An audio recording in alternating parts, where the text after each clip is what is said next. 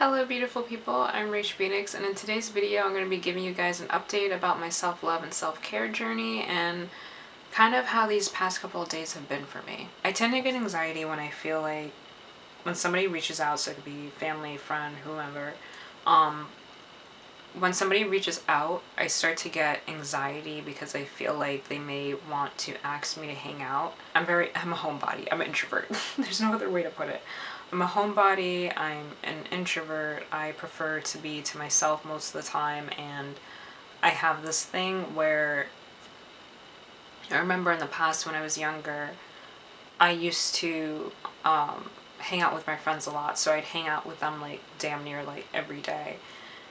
And after time, I started to notice that it felt like time was going by in a way that felt very scary, because it felt like I would wake up, I would, do the regular stuff. So, like shower, get food, whatever.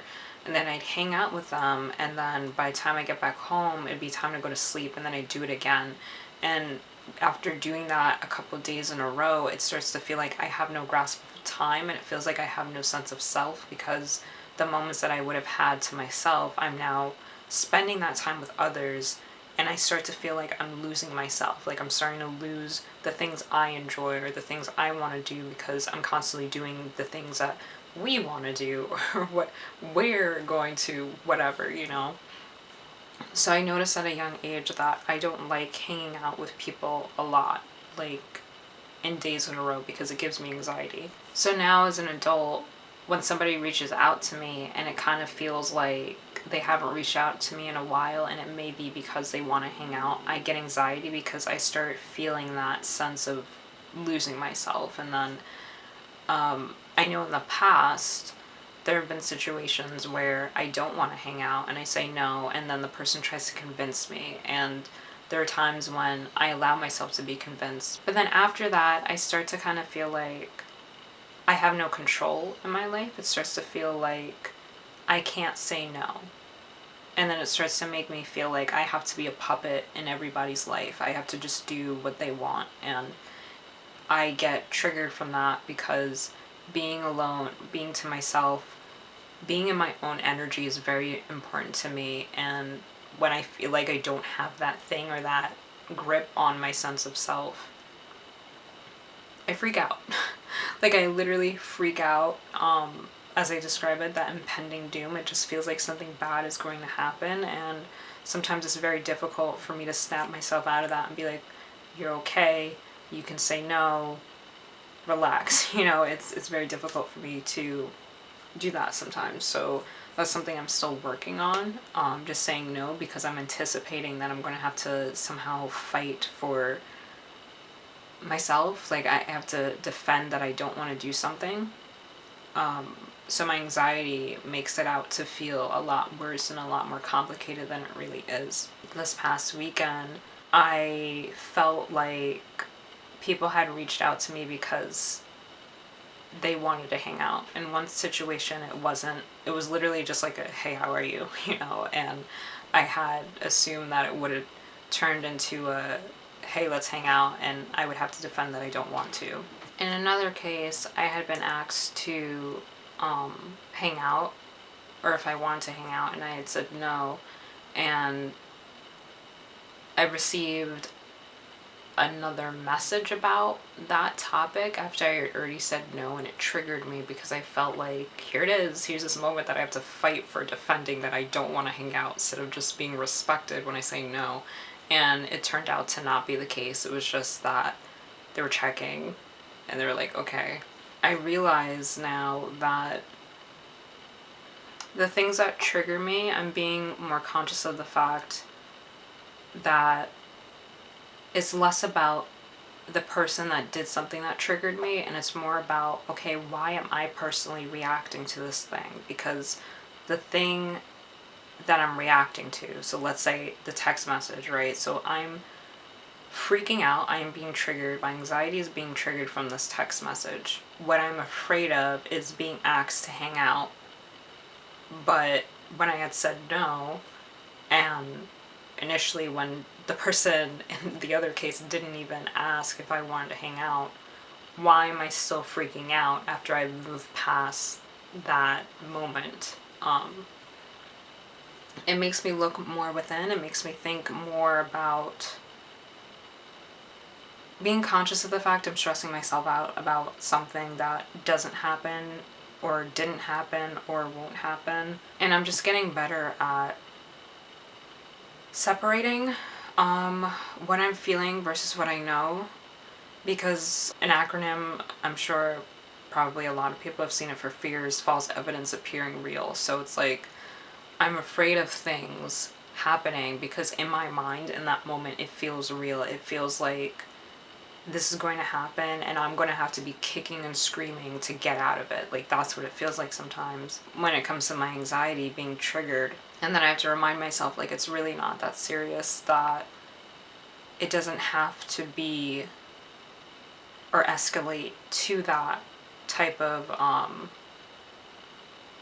moment. Like it doesn't have to be that for me to just be able to say no and just keep pushing. It's like I have these moments where I realize that I feel this loss of, like I said before, this loss of sense of self. Like I feel like I can't just do what I want to do. Like it's very difficult to describe, but it's like literally it's like I want to work on my art, I want to work on my brand, I want to prioritize myself, like I want to get to know me better. And it feels like when the people I care about reach out to me and want something from me, I'm not allowed to say no. And it's mostly my anxiety that tells me that. Because like I've said, when it comes to the actual in reality situation playing out, there may be a little pushback. Like there may be a little bit of like me saying no and then they're like, why? Or they're like, come on, let's hang out. And then I'm like, no. And then they lay off or whatever. But it's like my mind makes it out to be something way worse. But moving on from that, I do want to talk more about like my self-love and self-care journey. So I got triggered Sunday into Monday.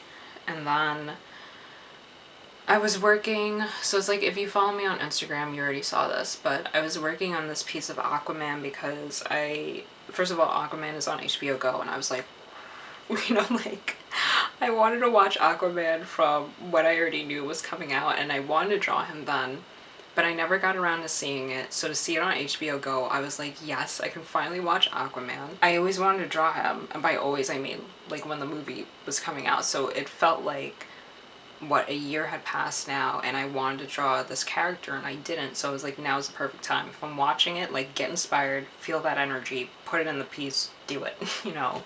So I started drawing Aquaman on Sunday, so around the same time I had gotten triggered, right? So I started drawing Aquaman, and then while I was drawing him and watching the movie, it was starting to get late and I wasn't really happy with my sketch. So then when Monday hit, I decided that I wanted to start the sketch over and just work on it. So I was working on it, and Photoshop has been doing this weird thing lately where if I'm saving and as I'm saving I'm still drawing and working on a layer, the save will pause, and then it pauses for so long that I have to force quit it. And then when I force quit Photoshop and I try to open it back up, the file is corrupted. Like it won't open. It says that there's like this end of file thing. And it's not even like I'm used to, oh, it just didn't save. So you lost what, like an hour, 20 minutes of progress. Where in this case, it's your file's corrupted. It's gone. You're not getting it back. It's gone, you know? And I freaked out because working on the Aquaman piece was literally bringing me peace. Because drawing him underwater and drawing him in that environment felt weightless. It started to feel like this serene moment that I really was craving in my life at the moment that my anxiety had gotten triggered. And to know this moment that I was craving that started to feel so necessary in my life was deleted and corrupted. I was like, Like that really screwed me over on Monday. So after that had happened yesterday, Tuesday, I had decided, you know what? I need to step back from everything. I need to step back from these thoughts that keep going through my mind of feeling like I have to defend that I don't want to hang out. And then I have to step back from working on my art right now because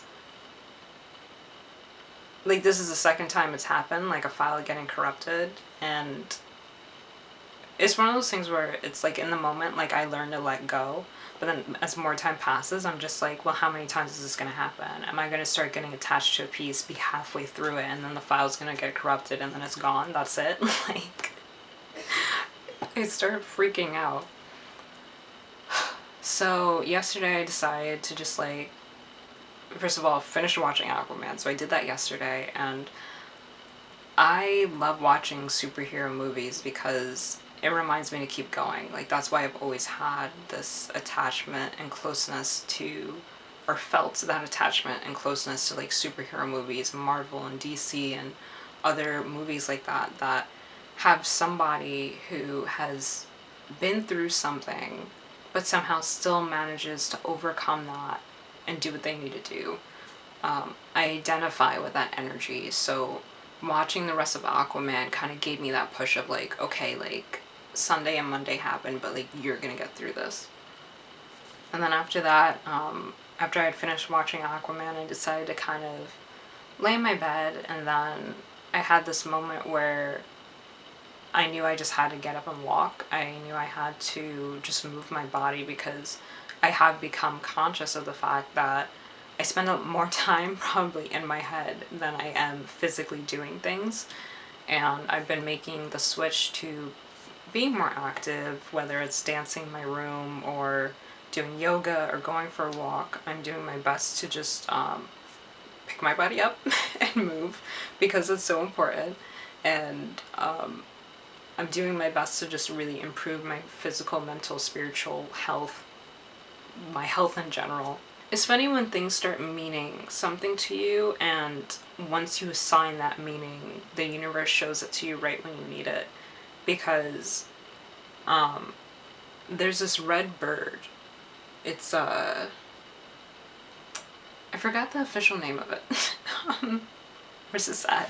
It's but pretty much it's a red bird. It's a bird. It's red. It's really pretty. And I remember first of all, like, so how do I describe this?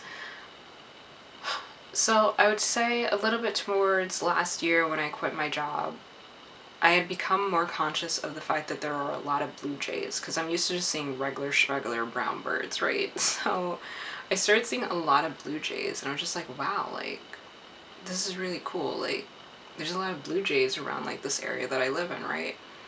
And then after time, I started seeing this red bird, and I was just like, oh my god, like, it's red.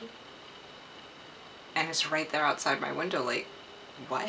Like, that bird started to mean a lot to me, because also if you guys know, Dante from Devil May Cry is husbando, love him, love Dante, right? So it's like I have this certain association with the color red, like it means, not, I don't know how to describe it, but it's just like there's a certain emotion that comes from the color red for me. Like I think about Dante, and I think about like what he means to me, and like looking up to him, and again back to that superhero feeling of knowing that no matter what I go through, like I'm gonna get through this. So seeing a red bird means that to me. It means everything's gonna be okay. So I told myself, like after I had seen the red bird for the first couple of times last year, I told myself whenever I see that red bird, that's a reminder that everything's gonna be okay. So I have these moments where I'm sitting at my desk, so my desk is facing the window, that's where the light's coming in from. I have these moments where I sit down at my desk and I kind of get overwhelmed by the things I have to do. Sometimes it could be about finishing a piece by a certain time. Sometimes it's about what I expect from my brand, and I start freaking out, and as I'm having these thoughts, I'll look outside and then like that red bird will randomly fly by during those moments. So it's like really break that down, because I don't give energy to coincidences. I believe that the universe is very conscious and highly aware and responds to certain actions and the energy we put out. And this has happened repetitively over the course of this year of me having these thoughts. Like when I have these questioning thoughts where I question myself and I think about like, why the hell is this not working, or what am I doing? Like I'm confused, I'm overwhelmed. I look outside and that red bird just flies by in the direction that I'm looking at. Like in the same direction I'm looking at. And I'm just like, okay, universe, I get it. I get it. This red bird means everything's gonna be okay. So yesterday when I had gone for a walk after my anxiety was triggered and after I lost Aquaman, throughout my walk I saw that red bird. And I mean like throughout my walk, like I went on different streets and the red bird was like in the bushes or on the sidewalk or in a tree, like in my line of sight. And I was just like, okay, universe, I get it. You know? That was such like a profound, beautiful moment for me, because in this moment where I'm trying to get back on top of feeling like I have control of my life, I can say no if I want to say no. I'm strong enough to get through this like anxiety and work past it. Like this red bird shows up throughout my walk, and I'm just really grateful for moments like that, you know? And it's so funny, like, even like in this present moment, obviously you guys know, like, I'm not waiting for the sun to come out, but notice how the sun came out right when I said that, you know? Like, universe. But, yeah, what I'm noticing in general about my self-love and self-care journey is like I'm getting so much better at knowing when to take a break, because a year ago, I think I would have just kept working on my art. I think I would have just been like, well, this has to get done. I'm noticing how much I'm improving my workaholic tendencies. I'm noticing how much I am being more conscious of how I feel, and that I know how to separate myself from my brand. Because there was a moment in the beginning of this year, me and my brand felt like one thing. It felt like working on my brand meant I was working on myself, and that's not true, because my brand and myself are two different entities, and I can't work on my brand but then forget to, I don't know, eat my third meal of the day, or forget to get up and stretch, you know, like two separate things. I feel so grateful and blessed to be able to say, like, I'm getting better at honoring myself. I'm getting better at knowing when I have to step back and knowing when I need to take a break. And I feel like that's something that's very simple to say, but when you're that person that keeps moving and it's naturally in you to keep going, it's very difficult to take a break, because breaks start to feel like a waste of time. It starts to feel like, well, damn, I'm not doing anything. And you kind of have this moment of internally beating yourself up when you shouldn't be, because you work so hard. You need a break. You need that rest to recharge. When you have those thoughts of, oh my god, like I'm wasting my time, I should be moving, like that's what makes it so difficult. And those are the moments where it's like, in the beginning, I had to fight that. Like I had to, I don't know if fight it is really the word. I really had to become more conscious of the fact those thoughts were going through my head and it wasn't true. Taking a break from working isn't a waste of time. It isn't being lazy. It's a recharge. It's something that's necessary. It's like, imagine having a car that runs out of gas and you're still trying to drive it. It ain't gonna happen, fam. Like, it's essential. You need the gas to run the car. So it's like, those are the type of things where it's like, in the beginning it was very difficult, but now more than halfway, obviously, through the year, I'm learning how to take a break and not feel guilt or associate guilt with it. It's weird, I didn't realize it until maybe a few months ago, but it's like I don't get angry as much. I think anger used to be a very prominent emotion for me. I feel like anger used to be something that happened consistently, like while I was working retail, of course, and dealing with customers. I think I allowed a lot of people to pass their anger on to me, and I remember there were days where a customer would really rattle me up in terms of giving me anxiety, And it wasn't until after the encounter with that customer I would get angry, and then the following day going to work, I'd still have that anger because at the time I didn't know how to properly take care of myself when I came back home. It's like I'd watch YouTube videos that would cheer me up, but I wasn't doing the personal internal work that I needed to do to really feel better. And now that I am doing that and I'm subtracting the things from my life that stress me out and subtracting the things that, like the thoughts that don't serve me. Like, I think sometimes it's very easy to get focused on, well, this person pisses me off, so I'm getting them out of my life. Like, sometimes, yes, that is a solution, but sometimes it's, oh my God, anybody that acts like that person that pissed me off in my life pisses me off. So now I have to consciously think about what is triggering that thought process and how can I fix that internally. Like, I think it's very easy to always get caught up in external things, like that person pissed me off or that whatever pisses me off. But the internal work, looking at the parts of yourself that you're not proud of, like that takes a lot of work. And it's one of those things where it's difficult, but it's not impossible. And I think that's something a lot of people should be more conscious of, because we get caught up in the external world a lot. I think it's very easy to feel like the world is happening to you. But the second you realize that you're happening to the world, that's when you gain your consciousness and your power back and realize exactly how much you are in control of what you're doing and your ability to improve your quality of life. But since like anger has become less prominent in my life, like even losing my Photoshop file, like I have these moments where I'm just like, am I being too chill about this? Like, should I be more angry? Because I wasn't angry when it happened. I felt defeated. I felt annoyed. But I didn't feel angry. And I knew to step back. Like I said, I knew to step back. I knew to just lay down on my bed, watch something that made me feel happy. Like, I knew to take those steps and those actions to bring me closer to the emotions that I wanted to feel. And sometimes I'm just like, is this okay?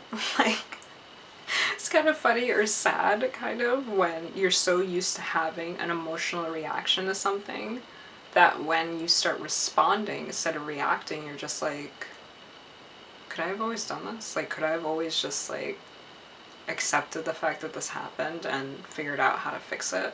Like, that's more of my mindset towards it, and I really do need to figure out how to fix this issue, because this has happened to 2 of my files, and as a digital artist, can't have files getting corrupted like that. But I share all of this because I want to inspire and encourage others to practice self-love and self-care.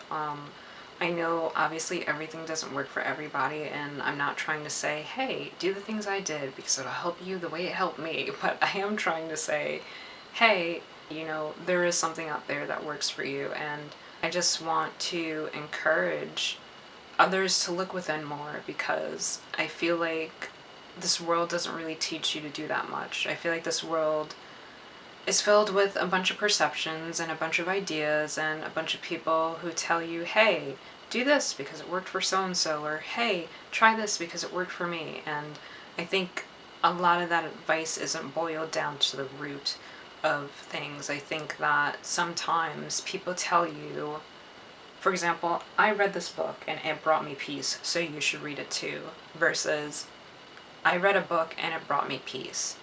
I don't know if reading a book will bring you peace, but maybe find things that bring you peace, because I feel like there are things that bring people peace that isn't the same for everybody, but at the same end of the day, we're all going or looking for the same root feeling, you know? So I just want to encourage, like I said, practicing self-love and self-care, and share that when you start doing things like that and you do it consistently in your life, are you still going to run into issues and problems and be overwhelmed? Yes. But the difference is you understand now how to take care of yourself in those moments, and you don't become literally like a slave to that emotion, but you become more conscious of it while you're experiencing it. and you start to realize the things you can do to make your quality of life better. Anyway, that's it for today's video. Bless up, and until next time, sending out much peace, love, and enlightenment. Bye guys.